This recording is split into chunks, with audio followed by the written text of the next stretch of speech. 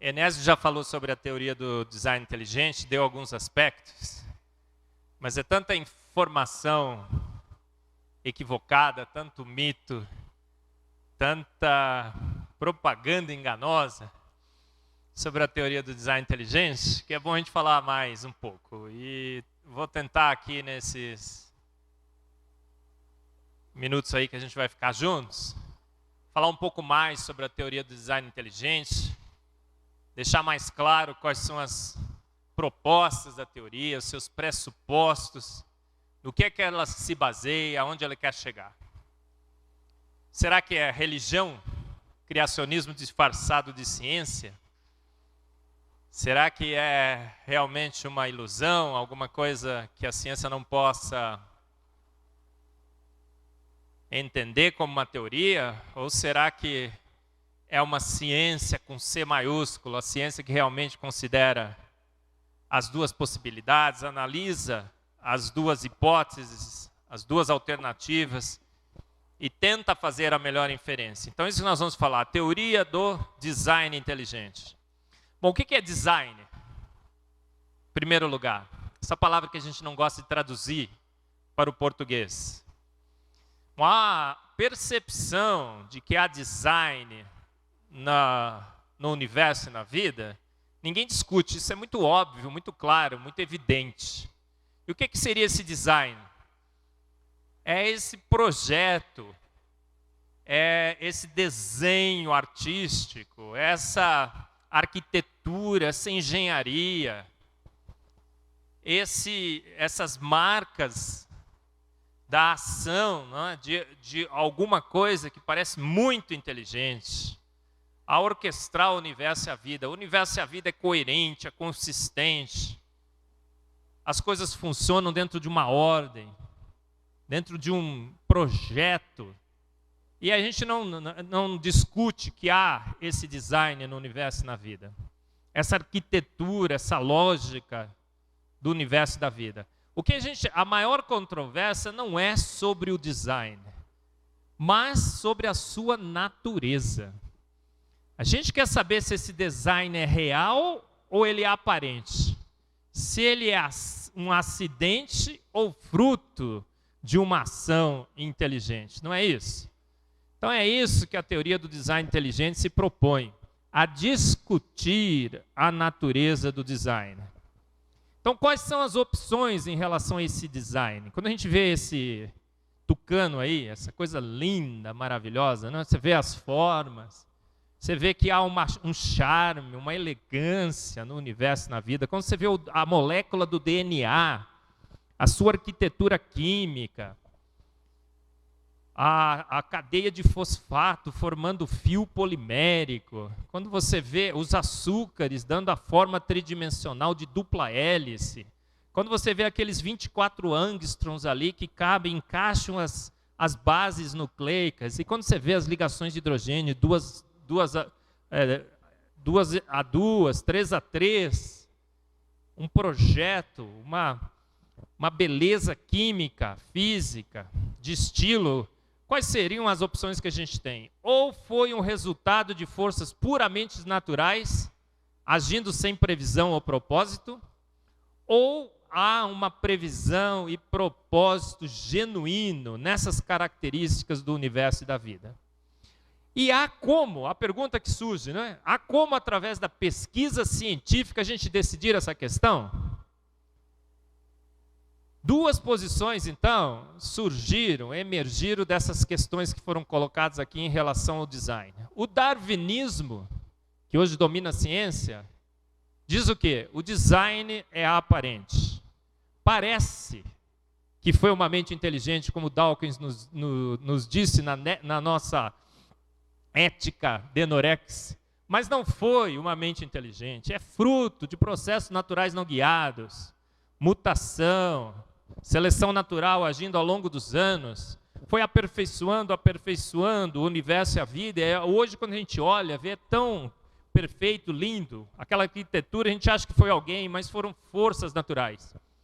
E a outra posição que emerge, então, desse debate, dessas questões, é a posição da teoria do design inteligente. O que a gente fala? Gente, não é aparência, não.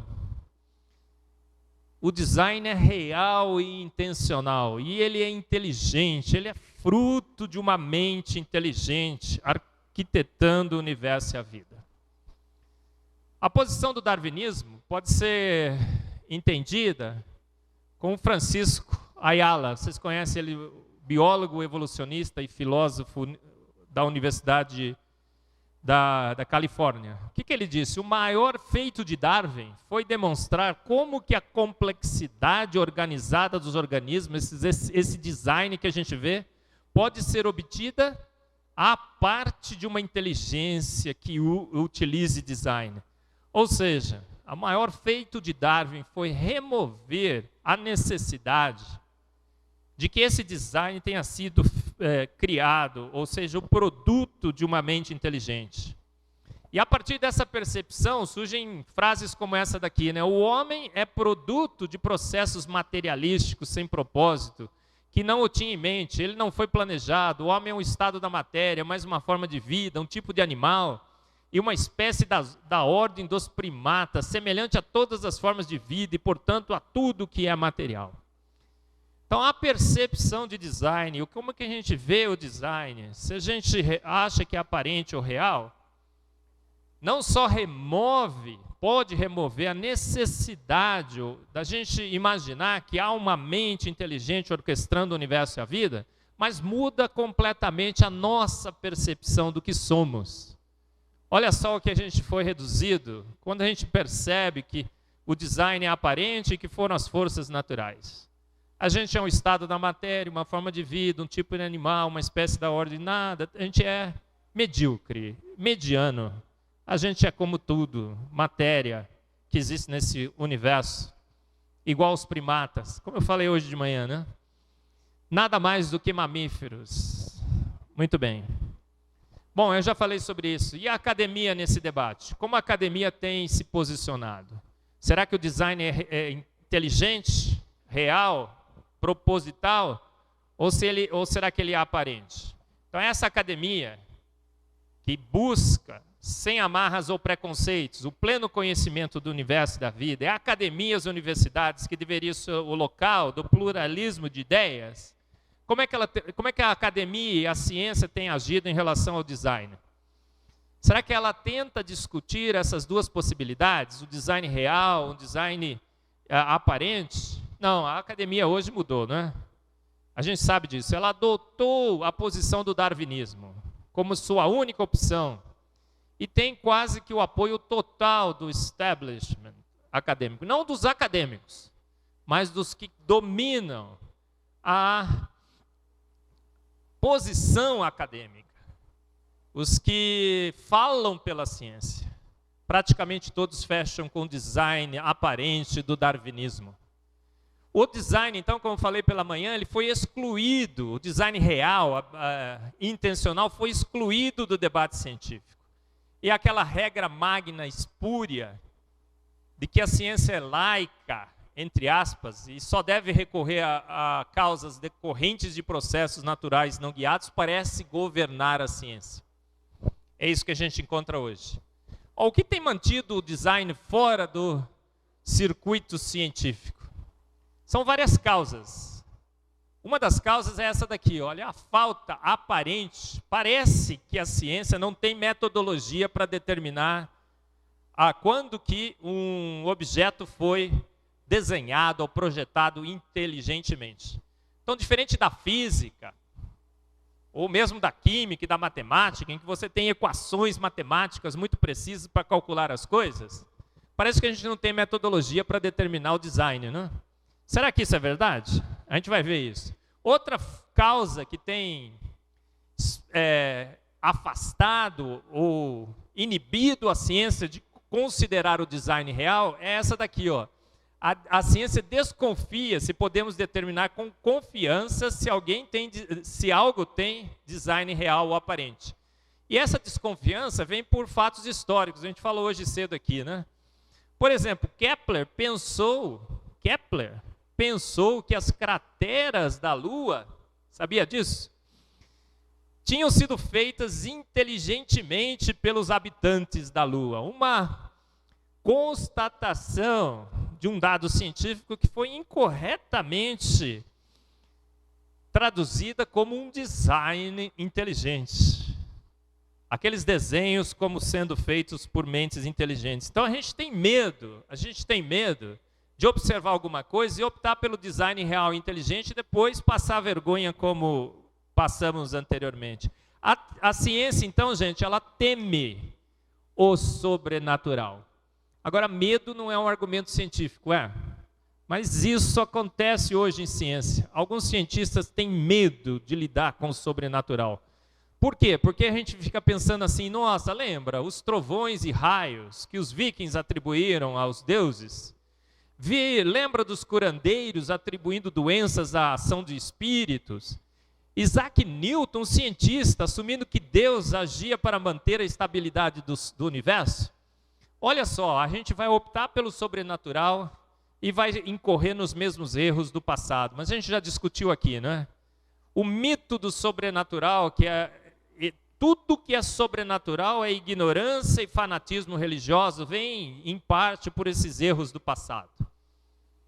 Mas foram erros feitos baseados na ignorância de como esses processos ocorriam.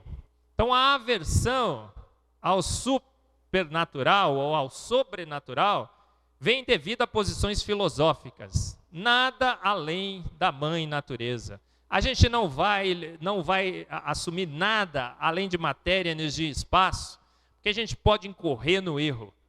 Então é uma aversão ao sobrenatural. Então a teoria do design inteligente, ela vem e tenta derrubar o mito da ignorância e a aversão ao sobrenatural, que não são argumentações científicas válidas. Bom, e aí a percepção de que o sobrenatural não pode entrar na ciência tenta ser estabelecida através de definições das ciências, como nós já falamos hoje cedo. A gente só vai trabalhar com energia, matéria e força. Por quê? Porque a gente tem medo da outra opção. A gente não gosta, a gente tem medo, a gente já errou no passado, a gente não quer errar mais no presente. Então a gente não quer mais falar sobre design inteligente, a gente não quer ver, não quer ouvir. Mas há perguntas que não querem calar nessa posição científica. O que acontece então? O medo dos cientistas de incorrer em erros do passado causa o quê? Um preconceito em ciência contra o sobrenatural. Há um código de cientificamente correto, será? Que em vez de ajudar a nos levar à verdade, ativamente nos impede de perguntar as perguntas certas? Gente, o que acontece hoje em ciências então? O medo do sobrenatural, os erros do passado, essa predisposição contra o sobrenatural, há um estabelecimento de um código de cientificamente correto que simplesmente nos fecha o olho a uma das opções e nos impede de chegar à resposta certa. E o que a gente tem que perguntar nesse debate? O que é correto? Design aparente consequente da evolução naturalista ou design inteligente com fonte em uma ação inteligente? Essas são as perguntas certas. O que é correto? Então a gente tem que se basear nas evidências, como eu falei hoje cedo. Quais seriam as evidências reais para a evolução química e darwiniana? Eu vou discutir agora um pouco dessas evidências. A gente tem medo do sobrenatural, a gente fechou com o naturalismo filosófico, a gente excluiu a possibilidade de design inteligente da ciência e a gente tem que apresentar evidências. E quais são as evidências que são apresentadas? Eu vou falar alguma delas aqui. Olha, a maioria dos biólogos dão a mesma série de exemplos de livro-textos em biologia. Os exemplos mais comuns de evidência para a evolução são quais? Um deles, da minha área, da área da química, é a evolução química, são os experimentos de Stanley Miller. O que se fez ali, gente? Havia uma atmosfera que foi considerada uma atmosfera primitiva, fizeram uma descarga elétrica e foram produzidos naquele experimento algumas moléculas que são constituintes básicos dos seres vivos, os building blocks da vida, aminoácidos e algumas bases nucleicas. Açúcar nunca foi produzido. Então essa é uma das evidências que se apresenta para a evolução. A evolução química, olha só, gente. Uma atmosfera primitiva poderia ter dado origem, através de descargas elétricas, às primeiras moléculas que constituíram a vida. Aminoácidos, bases nucleicas. Açúcar nunca foi produzido nesses experimentos. Mas pelo menos os blocos fundamentais da vida estavam lá. Será que esse experimento é realmente uma boa evidência para a evolução química? Bom, em primeiro lugar, o que acontece com a atmosfera que Stanley Miller escolheu? Provavelmente a atmosfera estava errada.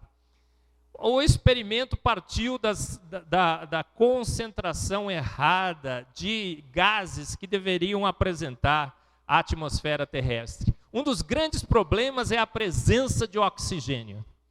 Se o oxigênio estivesse lá, o que aconteceria? A matéria orgânica produzida seria imediatamente consumida pela oxidação com oxigênio. E se o oxigênio não estivesse lá, a matéria orgânica seria torrada.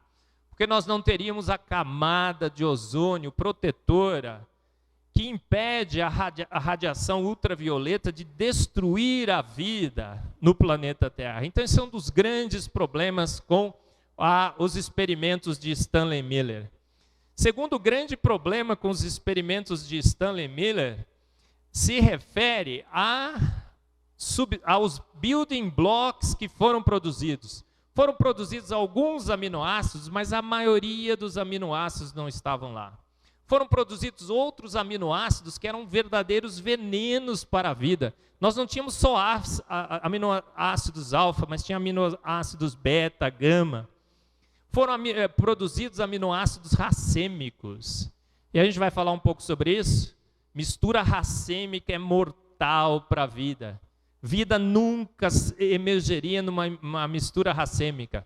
Outro grande problema é que não basta ter os blocos fundamentais. Esses blocos fundamentais precisam reagir. E nessas reações eles precisam formar os polímeros da vida. Vida não é coisa de amador, vida é coisa de profissional. Não dá para umas pequenas moléculas pequenininhas, uns bloquinhos, você imaginar que a vida surgiu. E como eu discuti hoje de manhã, o que acontece com os aminoácidos naquela sopa? Eles jamais formariam peptídeos e proteínas.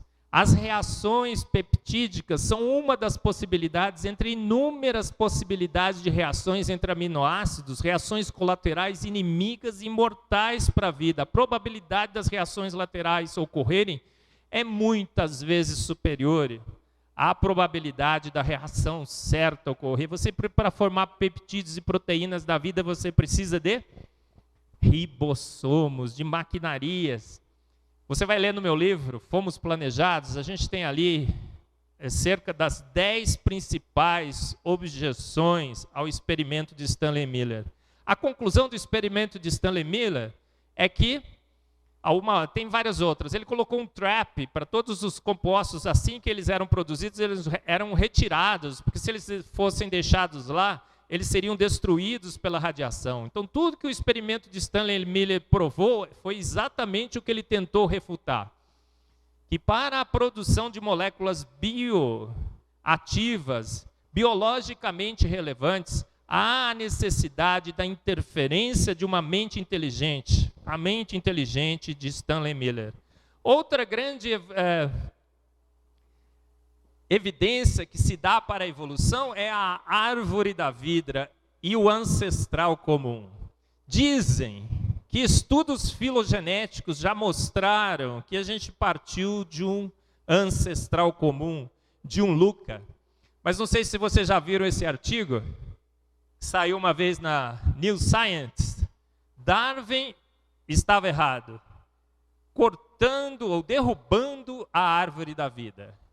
O que acontece com o ancestral comum e com a ideia de que nós partimos daquele Luca primordial? Caiu.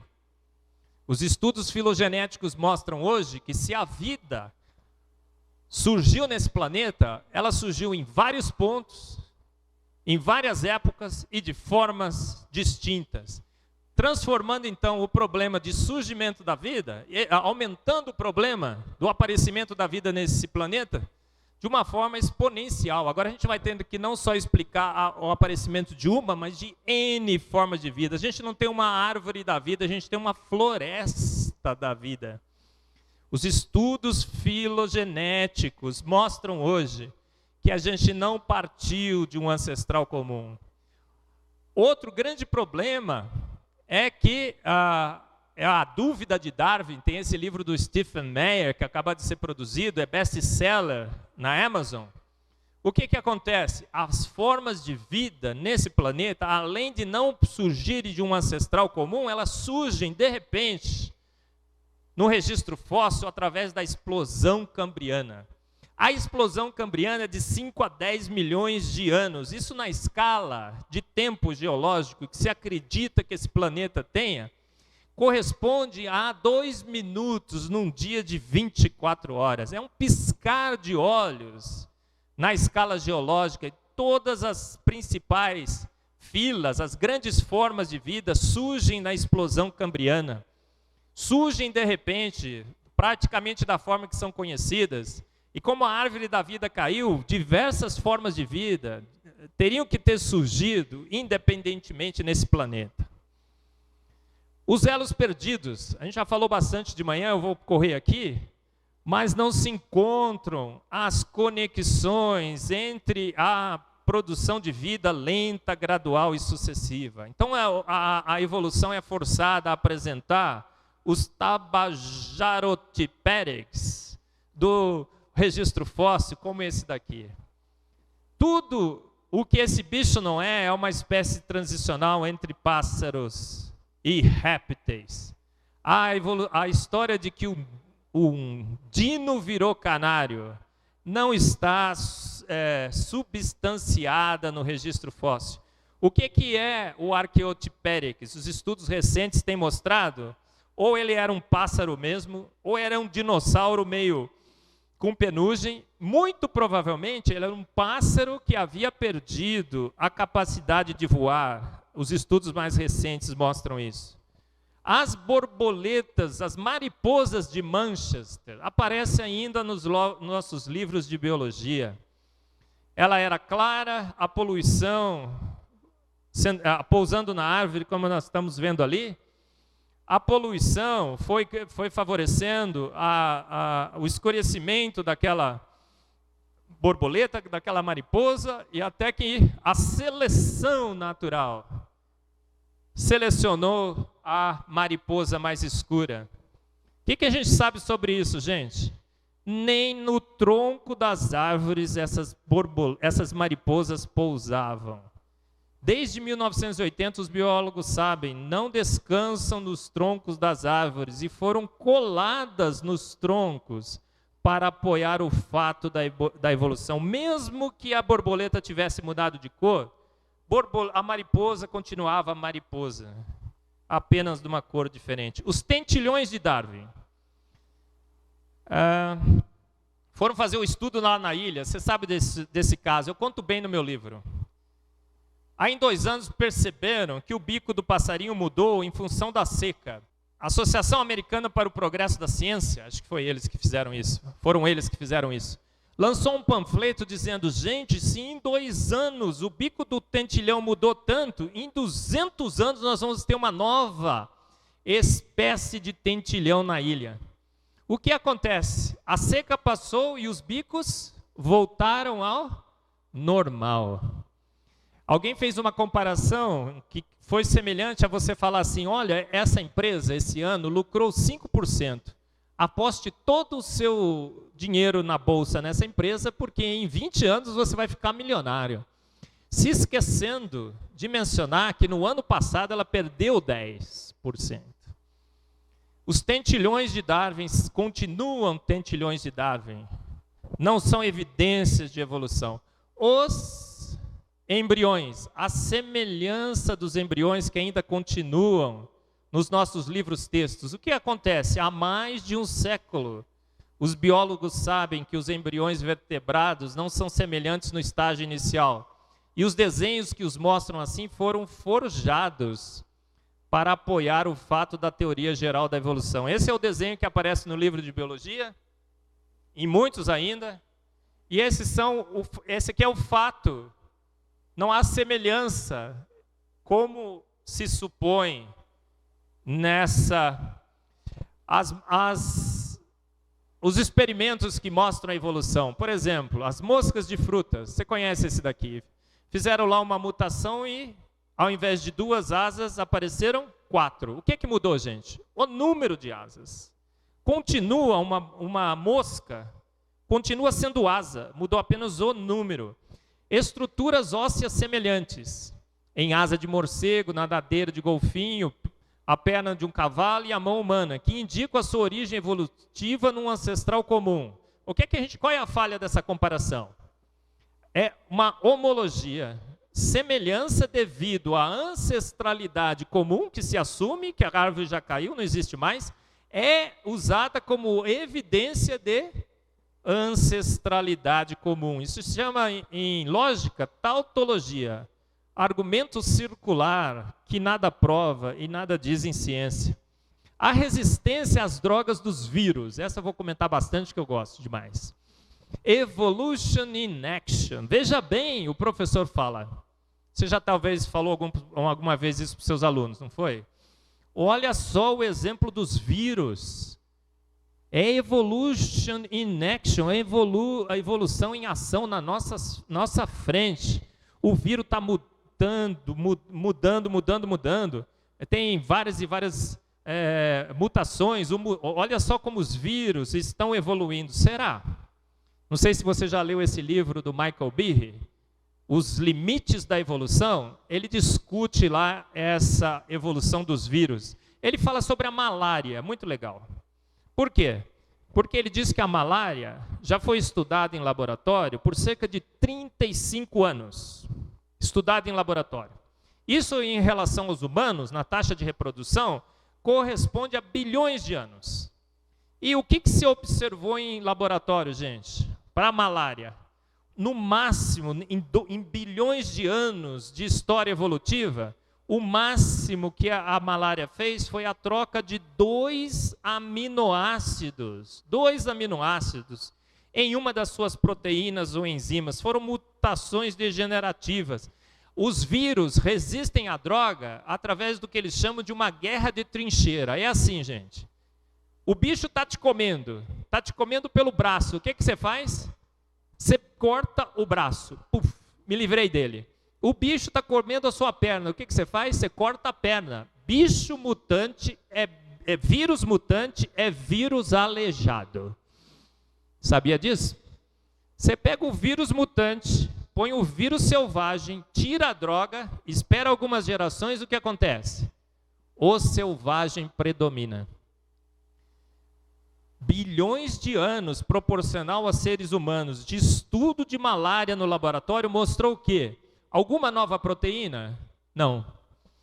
Alguma nova maquinaria? Não. O que aconteceu? Mutações degenerativas que nocautearam alguma proteína, alguma enzima, algum mecanismo do vírus que fizeram a ele sobreviver. Causaram um prejuízo a ele, mas um prejuízo maior ao agressor. Então é assim, eu perdi 5.000, ele perdeu 2, menos 2, no balanço final eu ganhei 3. Mas foram perdas. Os desenhos e caricaturas que são utilizados como evidências da evolução, que são fixadas nas mentes dos nossos alunos, a gente olha isso ali e fala, nossa, olha só, evoluímos mesmo. Estou até vendo o filminho passar, não é? Tipos macacos antropóides evoluindo em humanos, se esquecem de comparar a semelhança genética, como nós já vimos hoje. Se esquecem de comparar a semelhança proteica, como nós já vimos hoje. Nós somos 1/3 geneticamente diferentes dos chimpanzés. Isso é um Big Bang evolutivo. Você pode sentar e esperar bilhões e bilhões e bilhões de anos. Você não consegue mudar um ser complexo. 33% no seu conteúdo genético. Nós somos 80% diferentes em termos de proteínas. E as espécies transicionais não são encontradas no registro fóssil. O DNA lixo. Como é que se dá o processo evolutivo? Você tem um DNA pequeno, alguns genes naquele DNA, as mutações causam duplicações genéticas, o gene se duplica, mutações agem naquele gene, vão alterando o gene, a seleção natural seleciona, como se aquele gene ficasse esperando a seleção natural agir, seleciona um novo gene funcional e a complexidade aumenta. Mas esse processo, segundo a evolução, não deveria ser muito eficiente. E as duplicações genéticas e mutações não eficientes deveriam se acumular no DNA. Por isso que o nosso DNA tem 98% de lixo. E era uma das grandes evidências apresentadas para o processo da evolução. O lixo no nosso DNA. O que aconteceu com o projeto ENCODE, o genoma humano? Foram analisar e perceberam que o lixo não era nada de lixo. Na realidade, o que se pensava que era lixo é a parte talvez mais importante do DNA. O que é o DNA lixo? Se descobriu hoje. É um manual de uso da informação genética. Os 2, 3% de genes é a informação que precisa ser manipulada e o restante é o manual de uso da informação genética. É meta-informação. Os 2, 3% codificam os ingredientes do bolo. Agora, o DNA lixo é a receita do bolo.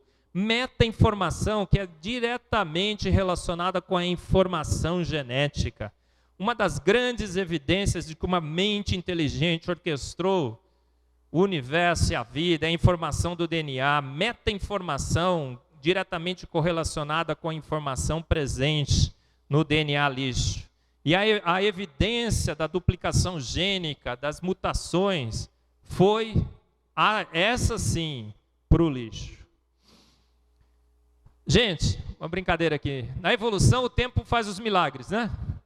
Se você falar que viu um peixe saltar de um frasco de resíduos químicos em seu laboratório, e daí se transformar em um elefante, o que o seu professor vai falar? Professor, eu estava lá no meu laboratório, vi um peixe saltar do frasco de resíduos químicos, porque aquela sopa primordial, outro dia eu falei isso, queriam me matar, mas aquela sopa primordial é um veneno para a vida. Eu vi um documentário, o cara que guarda até hoje, aquele experimento do Stanley Miller, o que foi produzido ali, e ele estava falando, olha isso daqui e tal, só que tem que tomar um cuidado, cara, não vai tomar isso aqui que mata, morre.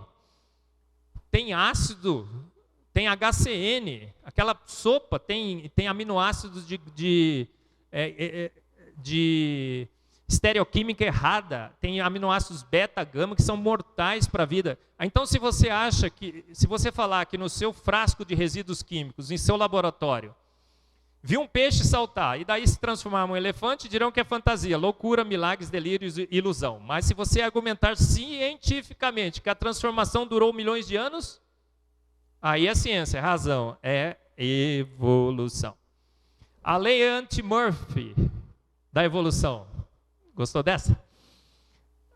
Se algo pode dar certo, mesmo com a probabilidade menor que toda a chance disponível no universo, certamente dará da melhor forma possível, no melhor momento possível, da forma mais complexa e inteligente possível e na sequência certa. Essa é a lógica anti-Murphy da evolução.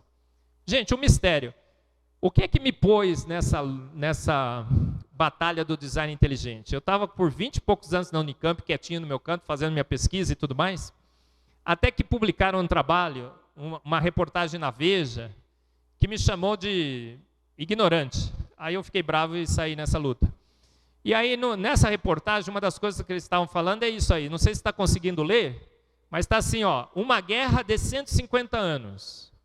Por que Charles Darwin não conseguiu expulsar Adão e Eva dos livros escolares? Até que conseguiu bastante, hein, gente?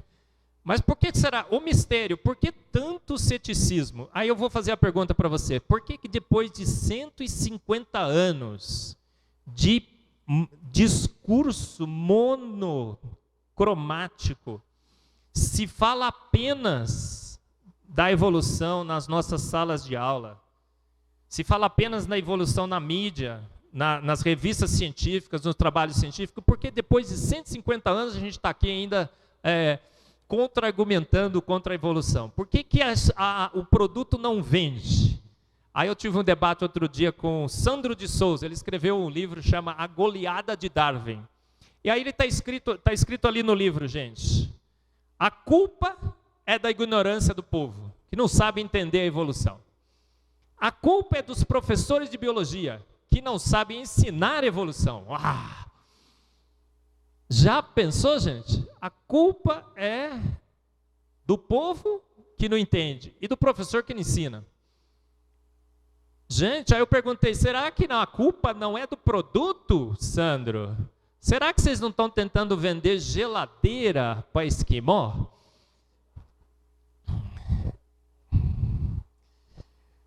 Darwin disse isso uma vez: se pudesse demonstrar a existência de algum órgão complexo que não pudesse, de maneira alguma, ser formado através de modificações ligeiras, sucessivas e numerosas, minha teoria estaria totalmente arruinada. Então, as evidências, a ciência teme o sobrenatural, a ciência não quer considerar o sobrenatural, a ciência excluiu o sobrenatural, ela fechou com a evolução e ela apresenta algumas evidências para a evolução, como que a gente já viu aqui, evidências pífias, muitas borboletas coladas, homologia, tautologia de comparação de ossos, tentilhões, bicos de pássaros. Aí quando você vai ao nível molecular, o DNA lixo se transforma na meta-informação.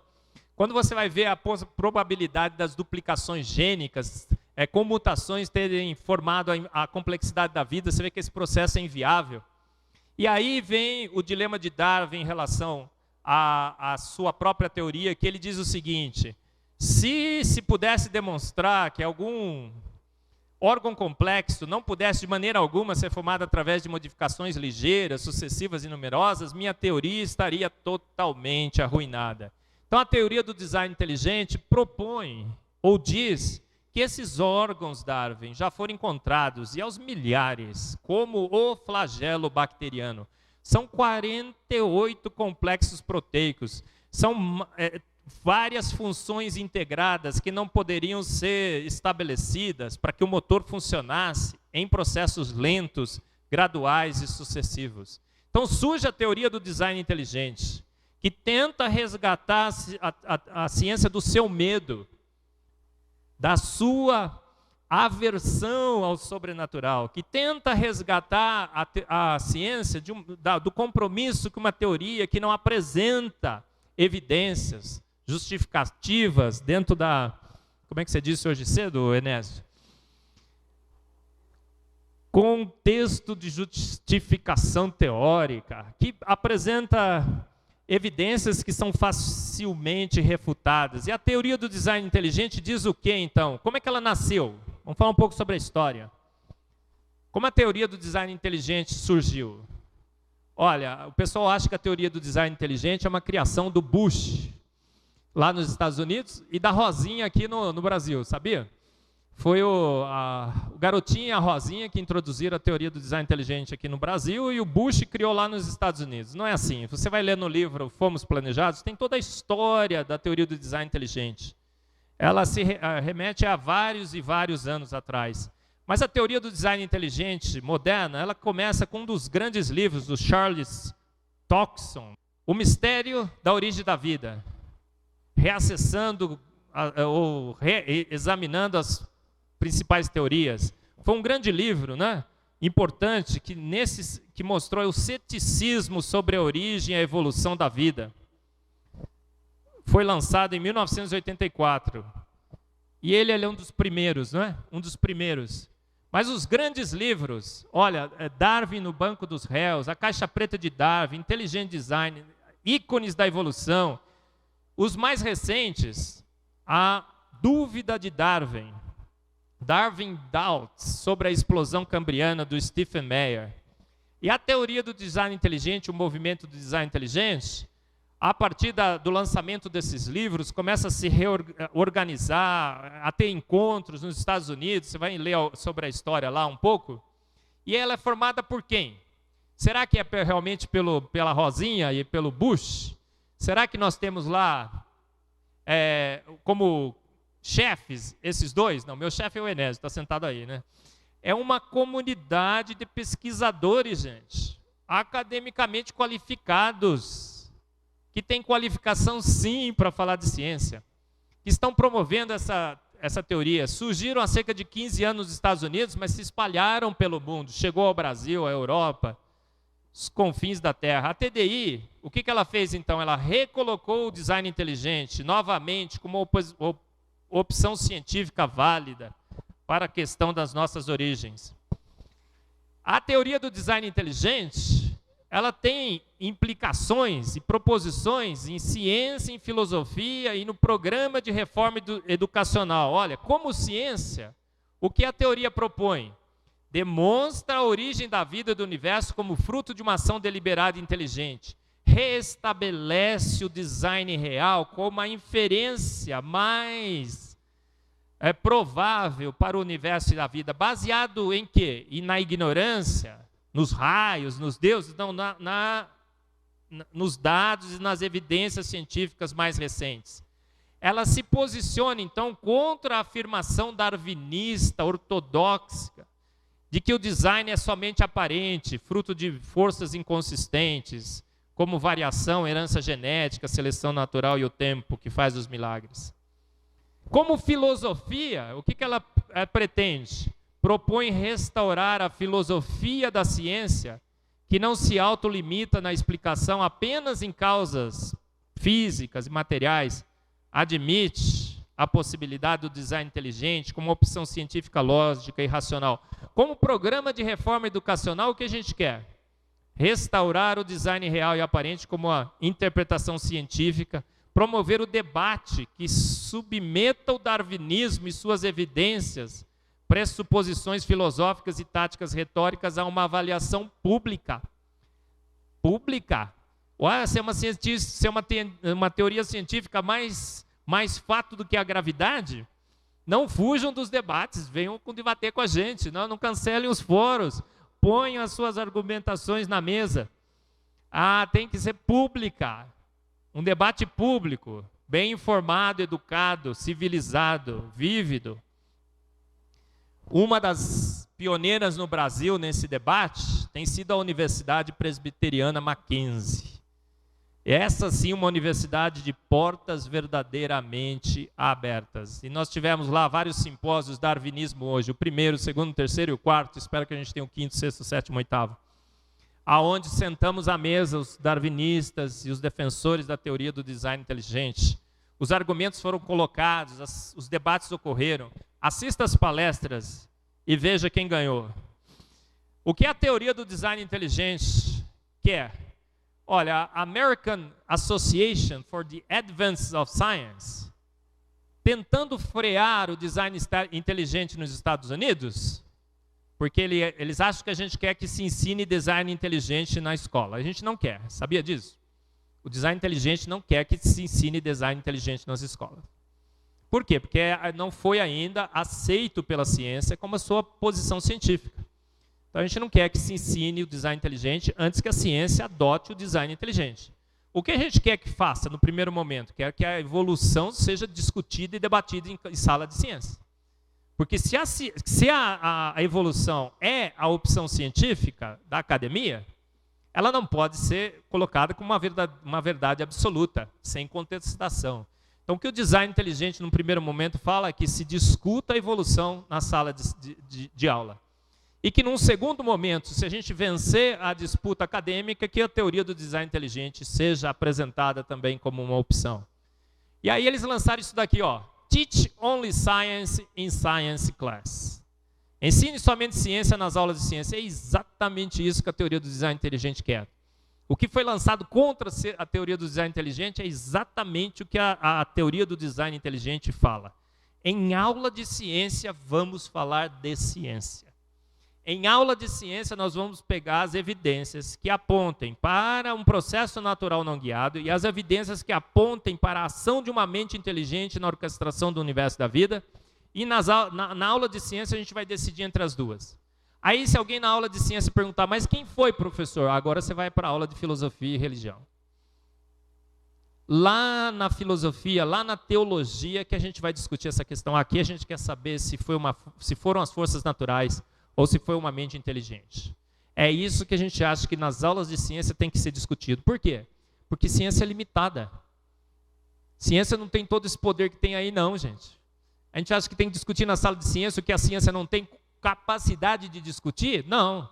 Em sala de ciência, a gente tem que discutir o que a ciência consegue fazer sobre a questão e decidir se foi uma mente inteligente ou não. Então, a gente tem que jogar essa questão para a sala de filosofia e teologia. E vai encher de gente lá, não vai? Porque a gente quer saber quem foi. Aí cancela. A TDI é uma teoria científica, então, gente, moderna. A gente baseia nos dados científicos mais modernos. É ciência com C. É coisa recente, bacana, beleza. Eu não sei como os jovens não gostam da teoria. Tem jovem que não gosta, coisa do passado, gente. Você gosta de uma teoria de 1859 que não se sustenta mais nas evidências? E vira os seus olhos para uma teoria jovem, moderna, vibrante, bacana, legal, que nem a TDI? Que é isso, cara? Eu, no meu tempo, era revolucionário. Ser revolucionário hoje é ser da TDI. Ser maluco, beleza, é ser da TDI. O resto é o quê? É ser da posição. Não, é ser da direita. A gente é da esquerda, a gente é revolucionário, né? Esquerda pode ser? Pode. A TDI é uma teoria científica moderna, exuberante, bacana, legal, que propõe que objetos, mesmo que nada... Que objetos, mesmo que nada seja conhecido sobre como que eles surgiram, exibem características que apontam. Como detectar sinais de inteligência, então, cientificamente? A gente já falou bastante hoje de manhã, né? Sobre os ETs, do Enésio e tudo mais. Quando você olha para um jardim desse, olha para o jardim, você detecta sinais de inteligência ali? Você sabe que foi feito por alguém, mas você não sabe por quê, né? Então, isso que a teoria do design inteligente tenta sistematizar. Por que a mente humana consegue imediatamente saber se aquilo lá foi feito por forças naturais ou foi feito por uma mente inteligente? A gente tem essa capacidade. A nossa mente processa essas informações. Só que a gente nunca sentou para tentar entender por quê. Sabia? Você na hora reconhece. Mas por que você disse que é mente inteligente ali? Gente, a ação inteligente segue padrões que transcendem leis naturais. Confere à obra uma impressão digital que a gente consegue ver, uma assinatura. São geralmente feitas com propósito de resolver problemas com eficiência e otimização e usam mecanismos e planos elaborados que pressupõem conhecimento prévio dos objetivos finais.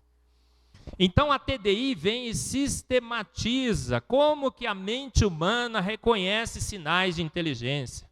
Ela vê princípios, padrões, estabelece padrões, metodologias, filtros. É uma ciência que propõe coisas inovadoras em ciência.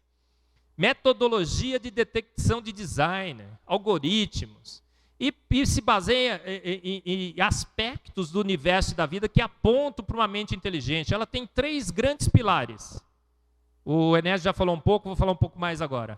Ela se baseia na complexidade redutível, na formação aperiódica funcional e na antevidência genial. Vou dar alguns exemplos para vocês.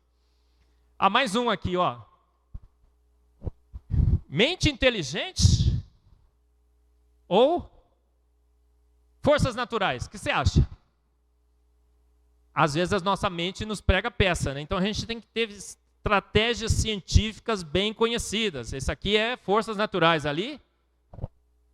Mentes extraterrestres inteligentes, né? Lembra aqueles desenhos que apareciam nos campos?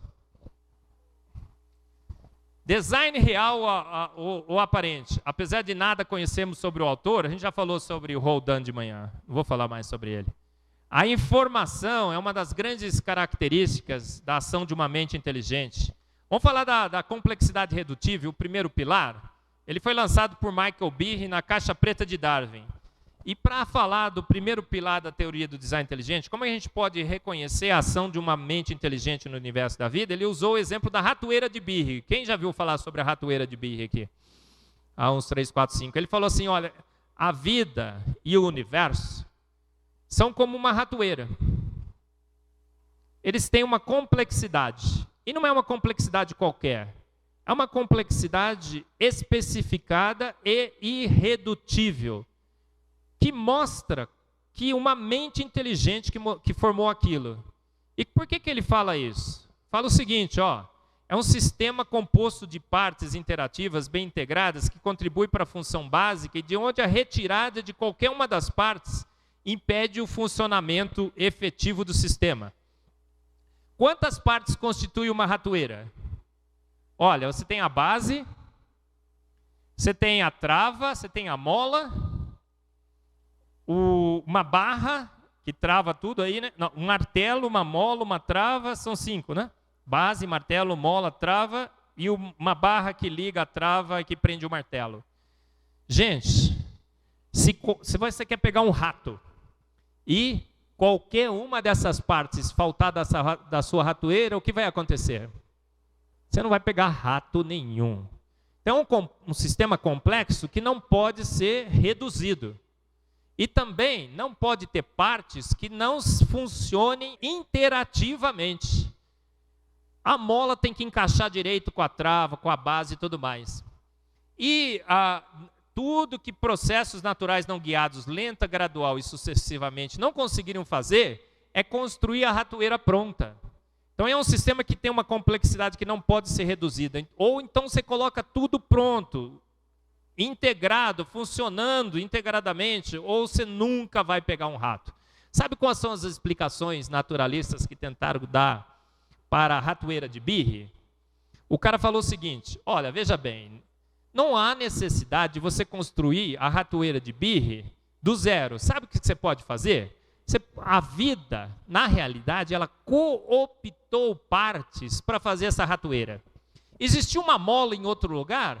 A vida foi lá, quando precisou de uma ratoeira, e pegou uma mola. Existiu uma base em outro lugar, ela pegou aquela base e fez uma mola. Existiu um martelo em outro lugar, ela pegou aquele martelo e fez aquela mola. A analogia é mais ou menos assim, olha, você está numa oficina, tem um rato lá, e aí não tem ratoeira, mas o que você pode fazer? Você pode pegar peças que tem lá e construir uma ratoeira. Mas o que você precisaria ser para construir a ratoeira? Um verdadeiro MacGyver. Então esse é o efeito MacGyver que eu chamo na vida. Teria que ter um MacGyver na vida para pegar uma ratoeira, para montar uma ratoeira de uma mola que não é uma mola. Imagina uma mola de amortecedor, uma tábua de passar roupa, um grampo de... Eles deram esse exemplo, um grampo de gravata. Você vai ter que pôr tudo junto e fazer aquilo lá funcionar como uma ratoeira? É o efeito MacGyver que a evolução tenta. As máquinas da vida, o flagelo, a gente já falou bastante. A informação aperiódica funcional é mais ou menos assim, olha. Aqui você vai teclar ali no seu computador. Esse tecla aparece um monte aqui, ó. Brrr, né? Isso aí é uma informação, só que é uma informação periódica. Existe uma lei lá, a tecla é igual a E. Então você consegue pôr aquela informação lá, só na mesma tecla. Agora aqui, olha, uma informação complexa, tem um monte de letra lá, aperiódica, mas ela não tem função nenhuma, é afuncional. A informação da vida é complexa, aperiódica e transmite uma mensagem inteligível, funcional. Como aqui, ó, fomos planejados, a maior descoberta científica de todos os tempos. E a gente sabe que somente mentes inteligentes conseguem orquestrar informação complexa, aperiódica, que não segue lei nenhuma, mas que tem uma função, que tenha que seja entendida como uma função específica. Aonde a gente vê essa informação? No DNA, uma quantidade estúpida de informação e inteligência. O DNA não tem um código só, não são vários códigos, são múltiplos. O DNA lixo, a informação das bases e tudo mais. Olha, você acha que o código do DNA é assim, né? Aguinaldo Timóteo Gal Costa, as 4 bases. E você vai conectando essas bases 3 a 3 e codificando os aminoácidos. Quando você lê da direita para a esquerda, não é assim? Mentira. Se descobriu já que o DNA são 8 níveis, pelo menos conhecidos, de codificação no DNA. O DNA ele é lido da direita para a esquerda, da esquerda para a direita. O DNA pula uma letrinha, ele pula uma, pula duas. No mesmo conjunto de bases, tem várias informações ali zipadas e encriptadas. Por isso que com um código genético de 25 mil genes, quantas proteínas nós expressamos? Mais de 1 milhão, talvez milhões e milhões de proteínas, a gente não conhece todas aí. Porque a informação está zipada e encriptada, são blocos de informação que esses 8 códigos manipulam. E dependendo da necessidade, você sintetiza uma informação específica. O overlapping genético, eu vou dar um exemplo, é como se você tivesse 3 poemas num só. Você está lendo esse poema aqui, ó, de Camões. Está vendo ali, ó?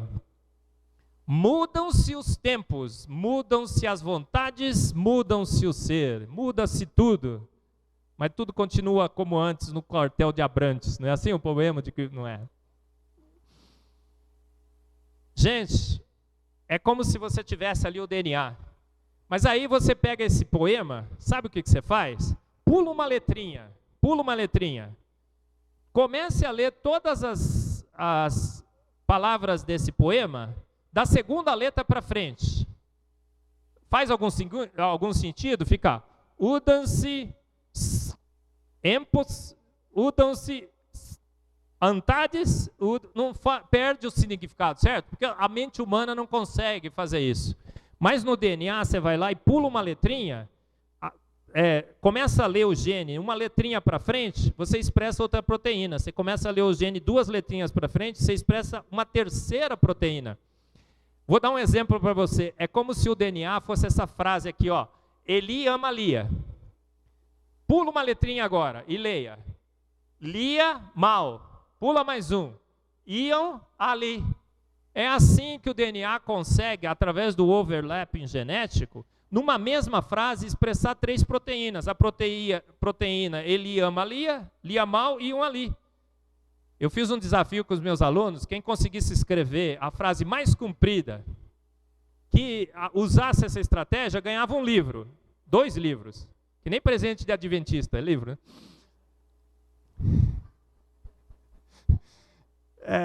É bom, né? Bom, não é ruim não.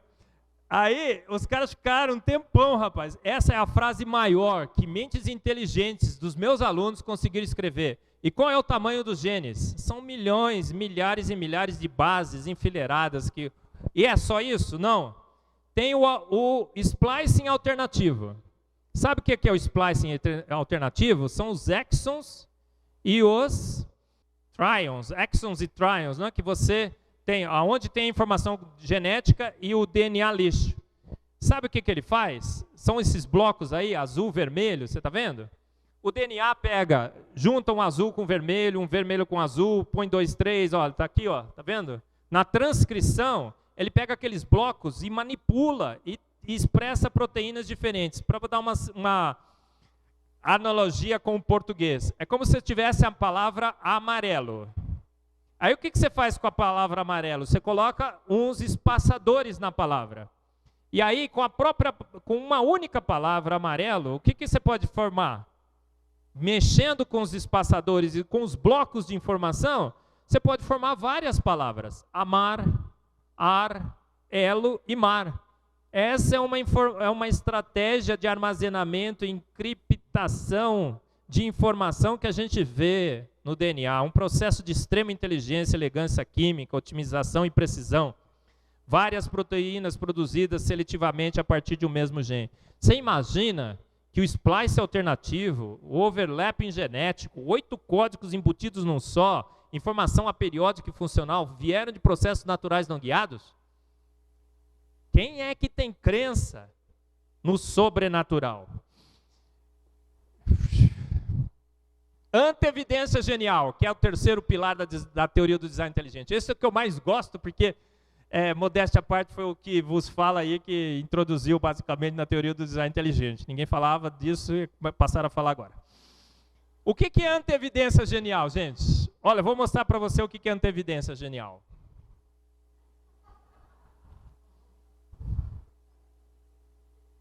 Pegou o sentido da coisa? Anteevidência genial é você perceber que o negócio vai dar pau e de antemão resolver o problema. Então o ratinho falou, ixi, vai me pegar, ratoeira de birre. E providenciou a solução. Existem N exemplos de mecanismos da vida em que você vê anteevidência genial. E tudo que um processo natural não guiado, como a seleção natural e a evolução, não poderia ter anteevidência, prever problemas e de antemão providenciar a solução. Os princípios da teoria não permitem isso. E a gente vê a anteevidência genial espalhada por vários e vários casos da vida. Eu vou dar um exemplo para vocês. Acho que é o que eu mais gosto. Aquaporinas. A célula precisa se proteger, porque o meio ambiente é hostil. Então você tem as camadas fosfolipídicas, dupla camada, que protegem a célula e tudo mais. Mas precisa ter porta de entrada, tá certo? Precisa entrar água, precisa sair e entrar nutrientes. Um dos filtros que está conectado na parede celular é o filtro da aquaporina. Olha que filtro, é um filtro proteico, maravilhoso. Por quê? O orifício dele só deixa passar moléculas de água.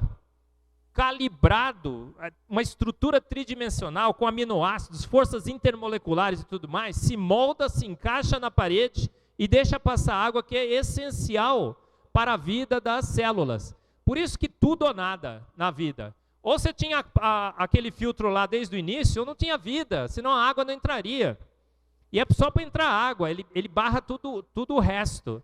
É o filtro de água mais eficiente conhecido nesse universo. Água 100% cristalina entra na célula. Ele barra tudo mais. Por quê? Porque naquele orifício só passa água. Mas, como diria meu professor Gaúcho, havia um problema. Qual é o problema? Todo químico sabe que se passar água, vai passar junto com a água o quê?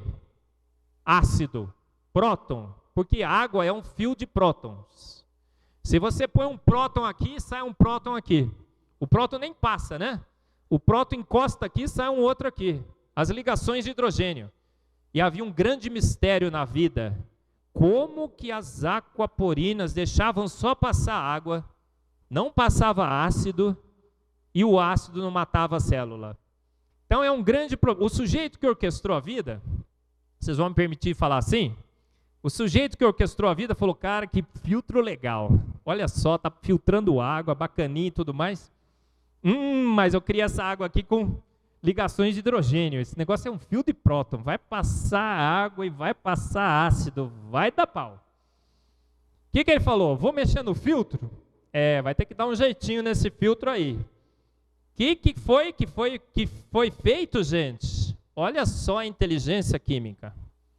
Bem nesse ponto de estrangulamento, onde passa água, foi colocado ali, literalmente, um alicate químico, que corta o fio de prótons. Você não está acreditando?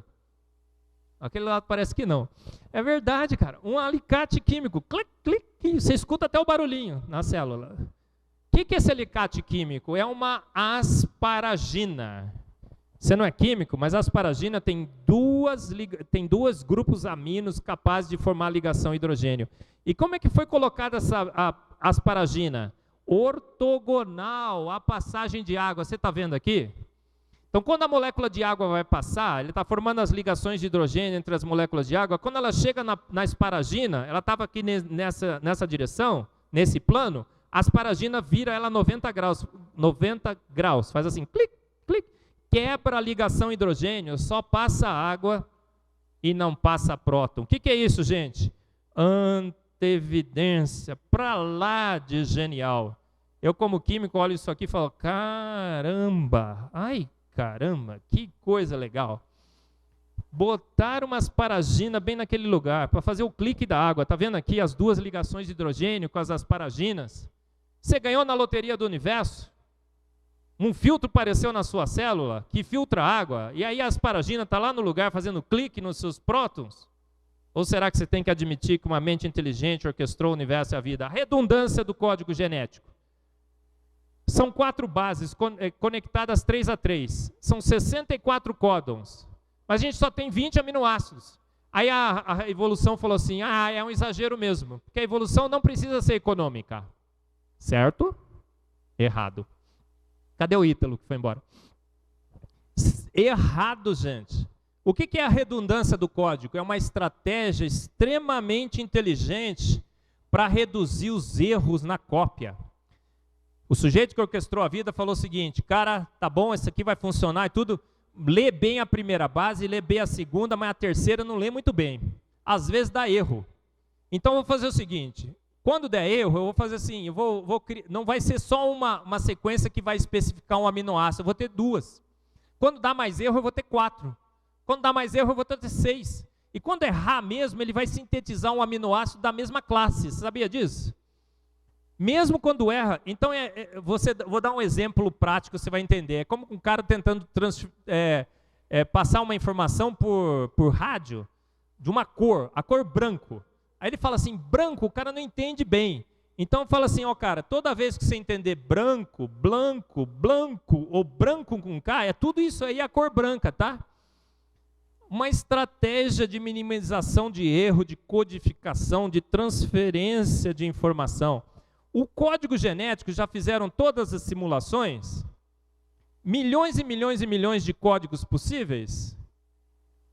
Sabe o que deu, gente? Em termos de eficiência de número de erros, o código genético, entre milhões e milhões de códigos possíveis, é provavelmente o código mais eficiente que a mente humana consegue imaginar. Então, além de tudo, um código aparece e o código é o melhor de todos. Olha a eficiência do código, o código genético está aqui. Tem um ou outro que é mais eficiente. Provavelmente, se a gente aprimorar isso aí, a gente vai ver que o código da vida é o mais eficiente que poderia existir. É uma evidência genial. Só fazer uma analogia. O que a teoria do design inteligente diz? Se você está voando com um avião, passa sobre uma ilha deserta, conhece essa analogia? Eu acho muito boa. Você passa assim, aí você vê na areia escrito assim, SOS. O que você tem como piloto desse avião obrigação de fazer? Você vai embora para casa e fala, não, isso aí foi força natural, bateu uma ondinha lá, um passarinho qualquer, passarinho já é meio inteligente, né? Foi lá um tufão que fez aquele negócio na areia, é isso? Não, se você for para casa, você vai ficar pensando naqueles caras o resto da sua vida. Você imediatamente pega o rádio e liga, olha, gente perdida pedindo socorro na ilha, não é? Por quê? Porque você reconhece que aquilo ali, aquele código semântico, aperiódico, mas funcional. Semântico, aperiódico, funciona, informação pura na sua essência. Quem disse que é SOS é socorro? É o código que está na sua mente e na mente, estabelecido na mente do sujeito que escreveu. E a gente vê lá, SS é socorro, a gente vê GTA é valina. Por que a gente não imediatamente reconhece a ação? Gente, a antiética, mitos e fatos da teoria do design inteligente, eu estou terminando. A antiética do naturalismo filosófico frente à TDI, o que eles falam? Rapaz, você tem um monte de evidência, mas foram as forças naturais e pronto. Não vamos debate. Cancela esse fórum, não é assim? Pronto, foi e acabou. Não quero discutir. Cancela o debate. Não vou no fórum. Qualquer outra opção fora a minha é criacionismo, que não é ciência, é religião. E olha o Marx falando aqui da teoria do design inteligente. Gostou? Críticas à TDI, então. Não é ciência, é religião. Você acha? É ciência em sua essência. É a melhor ciência do que a ciência que nós temos hoje. Uma ciência viciada, preconceituosa, com regras espúrias, que evita o debate, que foge dos simpósios. Ciência na sua essência. Argumento tipo God of the Gaps. Eu não sei, então foi Deus. Não. De jeito nenhum. É porque nós sabemos, porque nós investigamos, porque a gente estabeleceu estratégias, metodologia de detecção de design, que nós detectamos design no universo da vida e que a gente não fala que foi Deus. Somente nega a evolução. Não, o que é isso? Agora, a gente investiga a evolução porque a gente tem a obrigação. A gente não pode deixar a águia bonitinho, vou deixar o altar bonitinho, aquela barbinha linda, maravilhosa, um voozinho bonitinho e não vou mexer nele. Não. Quem disse que a gente não tem a opção de não fazer isso? A gente tem a obrigação, como cientista, de colocar as duas opções na mesa, avaliar as duas, a possibilidade das duas, criticar o que precisar ser criticado. Então, quando eu falo assim, é minha obrigação, não é minha opção de falar que os exemplos estão furados, que a borboleta foi colada, que aquilo lá, que a duplicação gênica não leva a nada. É minha obrigação como cientista de dizer a verdade, analisar as duas opções. Faz afirmações que não podem ser testadas e refutadas. É mentira, né? Se uma mente inteligente orquestrou o universo e a vida, sinais de inteligência ficaram registrados no universo e na vida, as estratégias devem detectar. Não publica em revistas científicas, vocês não deixam. Cancela, não aceita os papers, mas tem um monte de paper que já foi publicado. O Ernesto tem uma lista lá de como publicar para você. A gente tem um site na internet que mostra todos os papers que já foram publicados dentro do referencial da teoria do design inteligente. Tem uma revista, Biocomplexity, que só publica artigos dentro da referencial do design inteligente. Argumento para ignorância, já falou isso, não é medieval. Inibe a pesquisa científica, ideia estéril. O que é isso, gente? A gente traz um novo vigor à ciência. O que tem que ter uma teoria científica? Ela tem que ser parcimônica, econômica, certo? Não tem nada mais econômico que a teoria do design inteligente. A navalha de Ockham pode aplicar na teoria do design inteligente, ela é muito melhor. Útil, descreve e explica fenômenos observados e pode ser utilizada, testada empiricamente, baseada em observações múltiplas, dinâmica, progressiva, provisória, tudo isso, acho que ele quer que eu pare. Gente, por que a teoria do design inteligente, então, ela é tão criticada e combatida, se tem todas essas qualidades que eu já falei para vocês? Por quê? Por que a teoria é tão criticada e combatida? Porque, gente, todo mundo sabe, ninguém chuta cachorro morto. Não gostaram, gente? Ninguém chuta cachorro morto. A gente está mordendo o pé de uma teoria equivocada. Gente, olha aí. O que é que nós estamos vendo aqui na frente? Uma teoria que fez no sentido por um certo tempo, mas hoje se baseia em evidências extremamente fracas, o seu alicerce ruim, a gente sabe disso. E como é que chama isso? O tornado da TDI vem aí. E quem é o designer, para terminar? O design é a TDI, como o programa de pesquisa científica, a TDI investiga os efeitos da inteligência e não a inteligência em si. Como o Enésio falou. A gente gostaria de dizer quem é o designer? É óbvio que sim. Eu adoraria, você também, né, Enésio? Não? Dentro da teoria do design inteligente, se tivesse ferramentas, você não gostaria de dizer? Óbvio que sim. A gente gostaria, mas a gente não pode, não tem ferramentas dentro da ciência para dizer quem é. Então a gente tem que pôr a ciência no seu banquinho, falar, gente, a gente está aqui fazendo ciência, eu sou cientista, adoro ciência e tudo mais, mas a gente tem limites. Formalmente inteligente, mas não pergunto quem é, porque eu não sei responder dentro da ciência. Vamos mandar essa questão para a filosofia e para a teologia, tá bom? Gente, tem vários sites, blogs e tudo mais, cada vez mais se aparecendo nesse planeta, sobre a teoria do design inteligente. O principal de todos é esse nome aqui, desse admirador de ET que a gente tem aqui, Enésio, desafiando a nomenclatura científica. Acompanhe o blog dele lá, você vai conhecer. Tem vários e vários sites sobre a teoria do design inteligente por aí. Muito obrigado pela sua atenção.